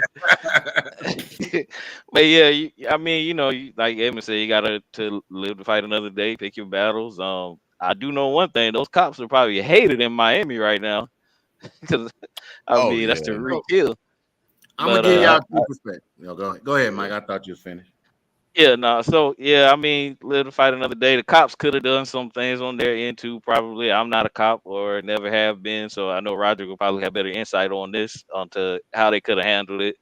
But yeah, I mean, I Yeah, I I just think don't they. know. He I could mean, have. from the cost standpoint, they were power tripping. I mean, it's a But they $300,000 always. car I mean, Yeah, that's always. when have at you the seen a cop get stadium, a power trip? and you know it's a Yeah. high likelihood that it's one of the athletes driving the car, and then other athletes are pulling up behind them. But And they that's the were only thing still I power would tripping. say.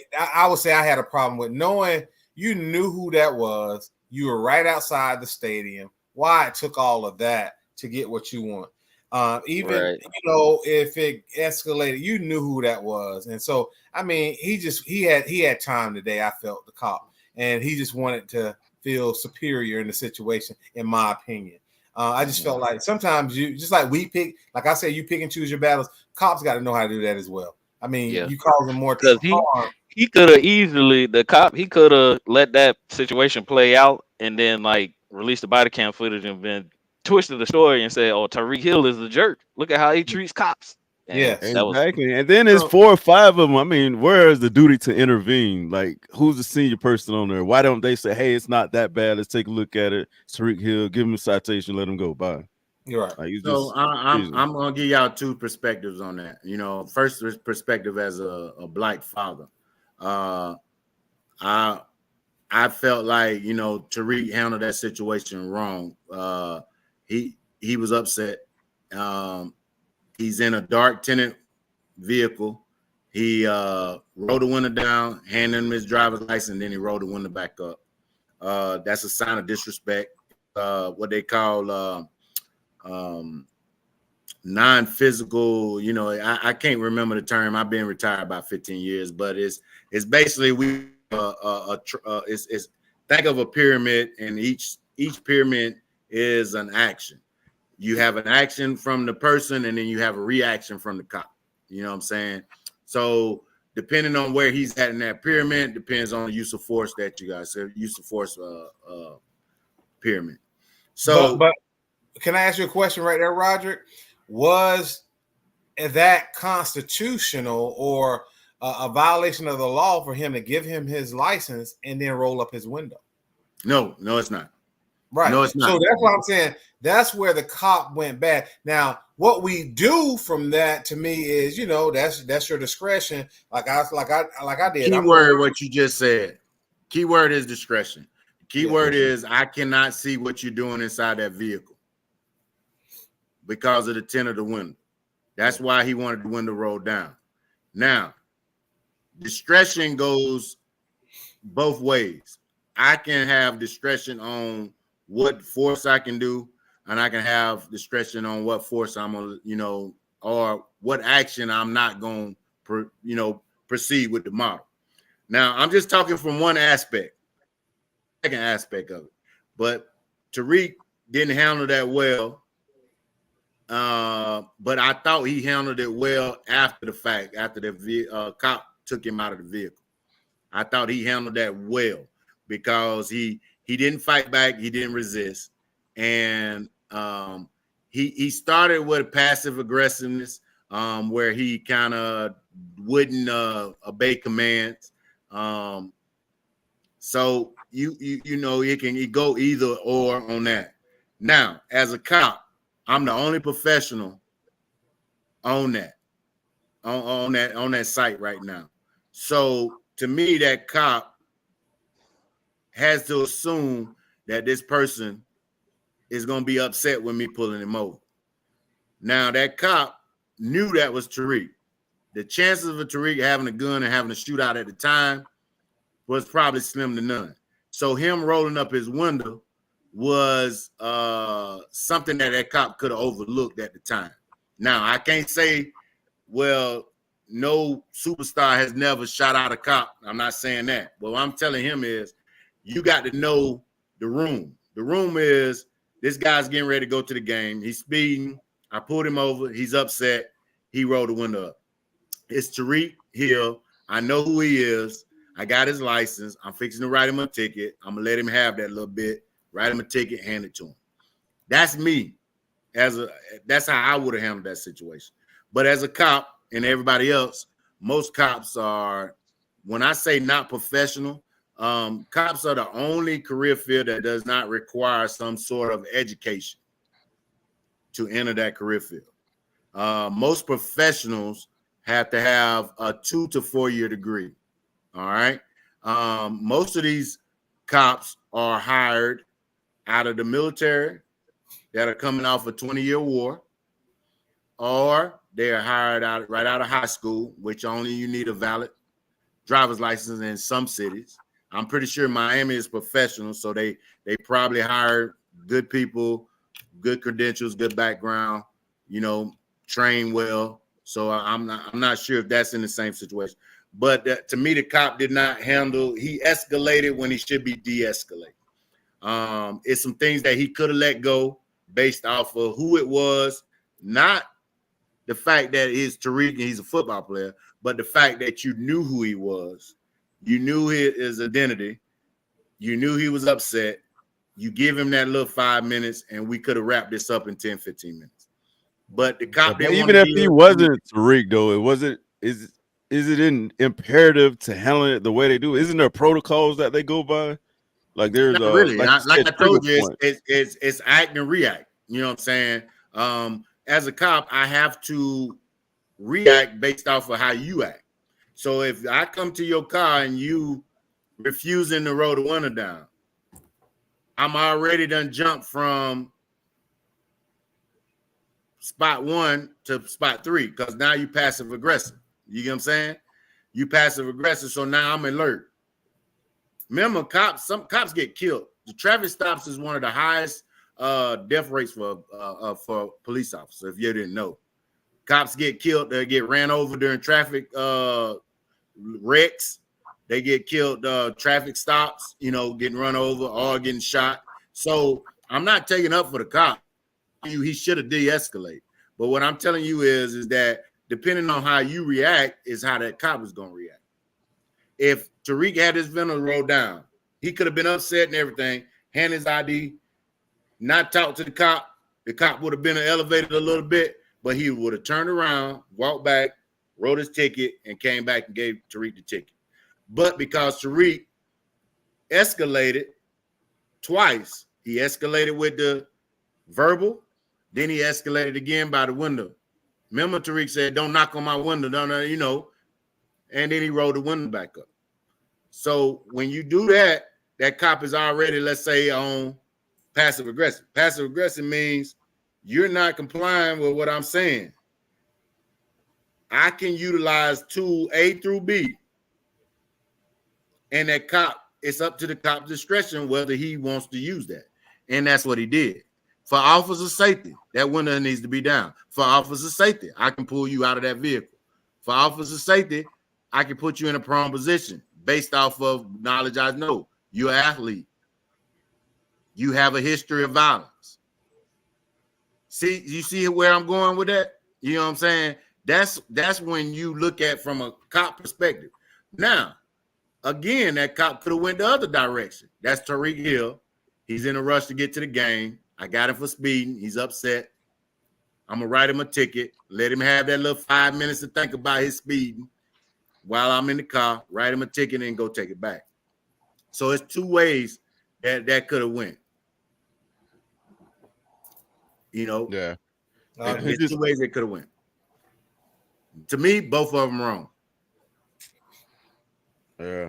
I just look at it as only one trained person in that situation. Yes. And then it didn't escalate to the point of they didn't have to aggressively handle them that way. So to me, it's a bad look on Tariq. Of course, could have handled it better. But it's a bad look on the Miami PD or Miami-Dade, especially they ain't gonna hire by the Dolphins to do security during the time around that area. So, but you know what though? So let me tell you how people fight back on cops and police departments. And remember, I told you it go both ways. So if Miami comes back, the owner of Miami come out and blast the Miami PD. So guess what happens? Guess who works off-duty security at those particular games? A lot of times off-duty cops. So what they'll do is they'll boycott that. You know what I'm saying? They'll boycott that action. Or let's say Tyreek doing a party at his house. Guess who mostly running those security companies and mostly running the security? A lot of people like to hire cops because of the authority to arrest. You see what I'm saying? This thing could have, it blew up and it didn't need to be. Right. This thing It's could have just- escalated a lot further, because Yeah. both of them wrong. Both of them were ego, basically ego clout, and both of them got what they deserved. Tariq got yanked out to let him know that he don't run nothing, and the cop got put on admin suspension because, hey, bro, you could have handled that different. Yeah. Right. And then the last thing I hate, and Michael and Evan, you probably have more insight on this, is when the police unions issue a statement backing the cop, but at the same time, they're saying we're waiting to see what the investigation says. Man, those police benevolent funds are a bunch of racist cops, and no matter what those cops do, they're gonna be on the side of those cops. Mm-hmm. And so I don't even give them any credibility when it comes to standing up for what's right. Their job is to protect those cops at all costs, so they have no credibility in this situation. Yeah, they pretty much just form a culture of whatever the cop does is right. Gotcha. And culture eats policy every day of the week. Isn't that what your boy say, Edmund? Rashad Richie. You know what, though? Think about this, though. I mean, to put it in perspective, think about, we all do that at some point. Edmund, if a bunch of teachers are, I guarantee you teachers union do the same thing for teachers. They support the bad teachers just as well as they support the good teachers. Oh, no. You have to go through a whole process before they even take your case. Because you got to remember, Georgia, now up north, it may be a little different. But down here, we're a right to work state. I mean, we have some protections because we sign a contract every year. But if I'm done wrong, I have to go through. Lawyer has to vet my case before anything is done. And so it's not as clear cut as, we're going to issue a statement today on behalf of Edmund, even though we don't know whether he's wrong or right or wrong. But let's say this, though, Edmund. I'm pretty sure that it's times and cases where the teachers combine forces, even though they know this teacher may not be the best teacher in the world. It happens in every organization where you work with people and you kind of give them the benefit of the doubt. So when you talk about the cops that are on standby, it is not my time to decide if this case is a bad case or not. My job is to protect the cop, figure it out later. Well, what I would say to that is you're right to a certain degree, but when you look at it in totality, these cops these organizations have never stood for what's right. When evidence have come out to the contrary of these folks still ride hard for these bad cops and support them through all the unjust killings of unarmed black men and women. And so that's the reason why I say they have no credibility. Oh, yeah. I agree with you. But I was more focused on the cops. You saying that Shannon, you said something about the 4 cops standing by, didn't do anything. That is not the time to remember. Cops are, split second. A lot of these cops have to make split second decisions. There are laws where you have a duty to intervene, and other cops can get charged if they know. Now, what I would say to that, Shannon and Roderick, is that oftentimes when cops do that, they are ostracized. They are blackballed within the force when they stand up for what's right, and they stand up to these bad apples. And that's no different. Hey, that's no different than a person that's what they call a whistleblower. It happens to whistleblowers all the time. So what I'm saying is, when I'm not taking up for the cop, I'm trying to get you guys to understand it is not as easy as you think. Now, it's different if I'm rolling up with my partner and I'm there from the start. You get what I'm saying? Yes, I'm more likely to intervene. But if I roll up to a scene and you are already on the ground, you're already handcuffed, my training tells me to go ahead and secure the area. So what's the other running back, the other football player came up, I have to presume that he's a threat. So I want to make sure that I protect the officer that's doing his job. So all the time, it's not like, hey man, I'm not gonna interview the cop right there. What did he do? What happened? Let me see your body. It's like defend and ask questions later. I get it. Yes, and that's why I think those unions, they provide statements too soon. Like they haven't even given time for the investigation, but now they're already opining on it and putting a statement out. And to me, That's the nature of the Police, environment. Yeah. the police industry or occupation is one of the few where you can commit malpractice, even killing someone, and still keep your job and still be in the union. See, this goes back to the election. See, Donald Trump said he gets elected again, he's gonna give these folks blanket immunity. So no matter what, some of these cops don't need that. But it's also times where cops. So let me give you 2 examples. Remember the cop in Minnesota that killed a white girl in the alley? Yeah, he got arrested. He got arrested. Now I'm gonna tell you this: was he negligent? Yes, because you always got to identify your target before you shoot. But during that time frame, put yourself in this moment. You're in a city. You're in the dark. They have been attacking cops. People have been running around doing stuff. This lady pops out of nowhere. He shot and fired to kill this lady. Now, was he wrong? Yes. But you got to put everything in totality. Is that, remember I told you about that triangle, that pyramid? Sometimes you're already in the middle of that pyramid before you even get up and brush your teeth that morning.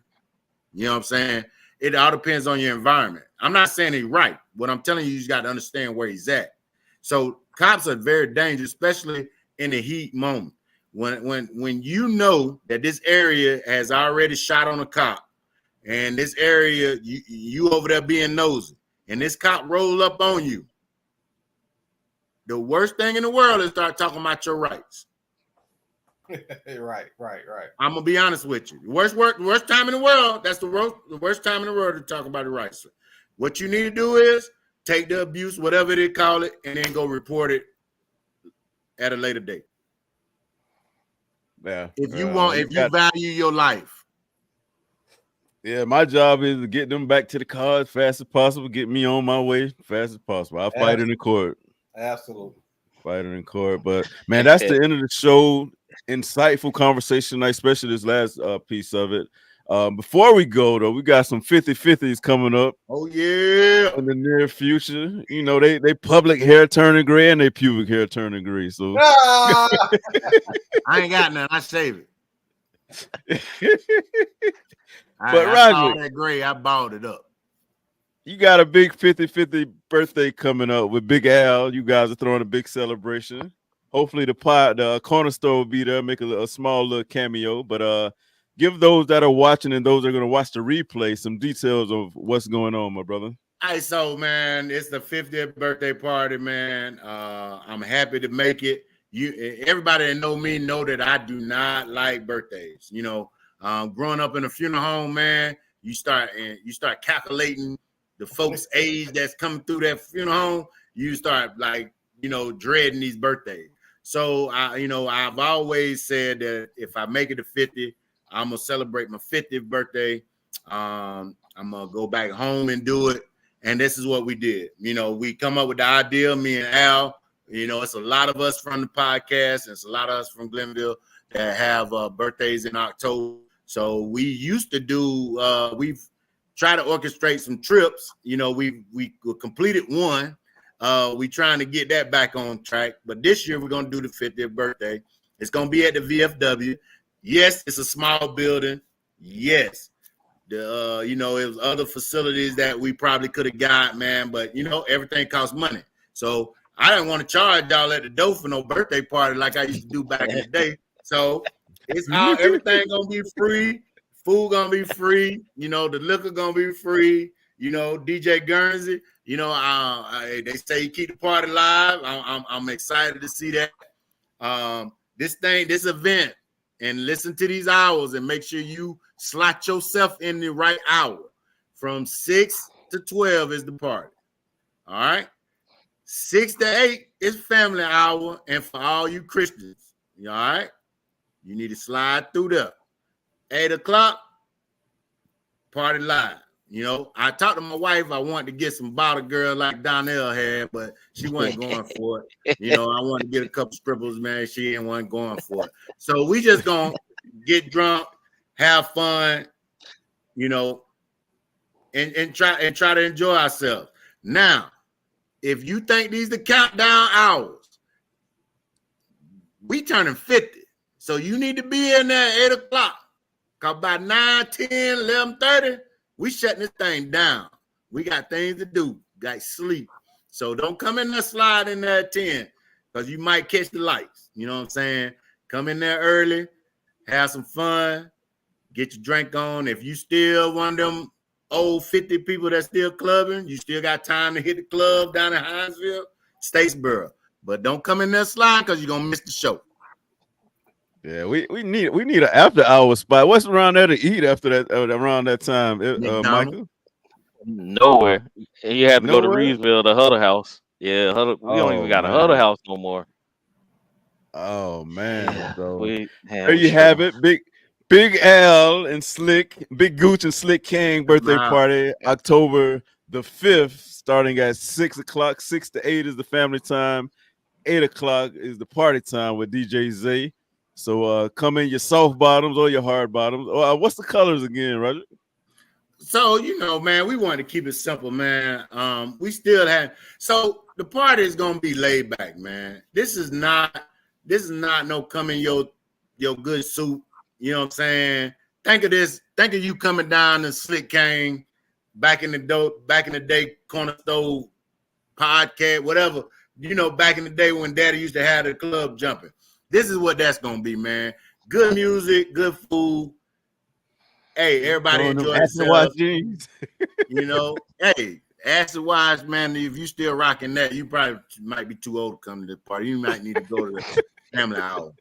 You know what I'm saying? But I just want to see some people I ain't seen in a minute. Folks that used to come to my little house party, man. That's what I want to see, man. I want to see folks come through, have fun, take that ignorance somewhere else, man. These are grown folks out here. The thing is, we that perfect age where we blend in with the young people and we still blend in with the older people. My generation, man, we can go both ways. So for all my younger cousins, man, don't think this is going to be a stale party. You know, that ain't the case, bro. I still listen to Dirty Red. What her name? Dirty Red, Sexy Red. I still listen to her. I can't stand her. Yeah, you know what I'm saying? So we're going to try to turn it up a little bit, but the colors is black and gold. You know, that's what we're trying to stay with. I don't have a problem with that. I don't have a problem with that. Yeah. Oh, black and gold. You know what I'm saying? We're going to stay with that. Man. You know. There you have it, man. We're going to make it a reunion, a fellowship, all of that good stuff. Also, simultaneous that weekend is Tattnall County High School's homecoming. So a lot of us going to try to come back and make the homecoming game that Friday and fellowship and hang out. Maybe that's my 25th class reunion.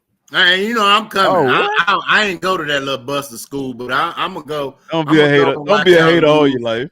Don't be a hater all your life, man. Y'all embarrassing. Every time I look up, Georgia scores. Embarrassing. But man, if you all can make it, if you're in the area, please come out, fellowship with us. Like I said, we may do a small cameo podcast where we roast Roger. I don't know. I had to talk to Brandy about that, and then just have a good time, man. Like you said, we want to celebrate life. I mean, I know a lot of people are expiring these days, and funerals are popping up every week.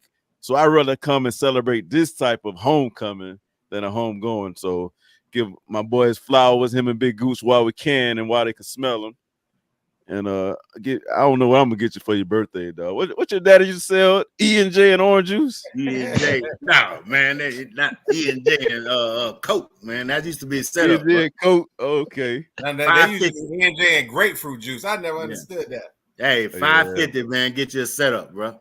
Not a head and Sprite, or not a head and grapefruit juice, and then E&J and Coke, man. Yeah, what used to call it your package. You got your package ready. Yeah. I'm telling you, man. Y'all come out and have fun, man. Bring bring some of your little aunties and your mamas that I used to serve alcohol to. I ain't bringing no relatives. Yeah. Oh, yeah. You got to bring one. You got to bring one. Hey, you can't even come in the door if you ain't got that one with you.